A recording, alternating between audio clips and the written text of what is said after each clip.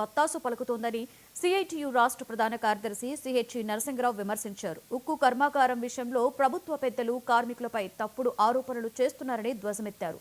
కేంద్రం స్టీల్ ప్లాంట్కు ఇచ్చిన 11,440 కోట్లు కేవలం అప్పులు తీర్చడానికే సరిపోయాయని, ముడి ఖనిజం కొనుగోలుకు 20,000 కోట్లు అవసరం కావడంతో మళ్లీ మూతపడే పరిస్థితి ఏర్పడిందని, 50 లక్షల టన్నుల ఉక్కు ఉత్పత్తి చేస్తున్న విశాఖ ప్లాంట్పై ప్యాకేజ్ పేరుతో ప్రజల్ని మోసం చేసిందని సిఐటియు నాయకులు నరసింగరావు ఆరోపించారు.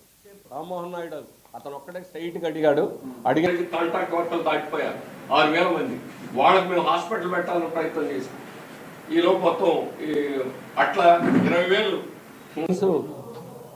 మనిషి వర్కర్ని ఈ రకంగా తొలగించడం, 1,000 మందిని ఒకేసారి నోటీస్ ఇవ్వకుండా ఎలా తొలగిస్తారు? ఎవరు మాట్లాడడంలా, దీని గురించి మాట్లాడడంలా. రెండోది యూనియన్ల గురించి. ఈరోజు ఈ ప్యాకేజ్ వస్తే మరి ఆ ప్యాకేజ్ అప్పు తీర్చడానికి వాడికి ఉపయోగపడింది తప్ప కార్మికులకు ఉపయోగపడడం లేదు. మేము చెప్పింది ప్లాంట్ని అభివృద్ధి చేయడం లేదు. 1 సంవత్సరం రా మెటీరియల్ ముడి ఖనిజం కనుక్కోవడానికి 20,000 కోట్లు అవుతుంది. మీరు ఇచ్చే 11,400 కోట్లు గతంలో అప్పులన్నింటినీ కూడా వడ్డీతో సహా పక్కాగా చెల్లించాం. 1 రూపాయి కూడా బాకీ లేవు. కానీ ఈరోజు మనకి ఆ అప్పులు ఇవ్వడానికి కూడా కేంద్ర ప్రభుత్వం దగ్గర ఎందుకు తీసుకోలేకపోతున్నారు? ఇదే మనది 50 లక్షల టన్నుల సామర్థ్యం ఈరోజు ఉత్పత్తి చేస్తున్నాం. 72 లక్షల సామర్థ్యం ఉంది.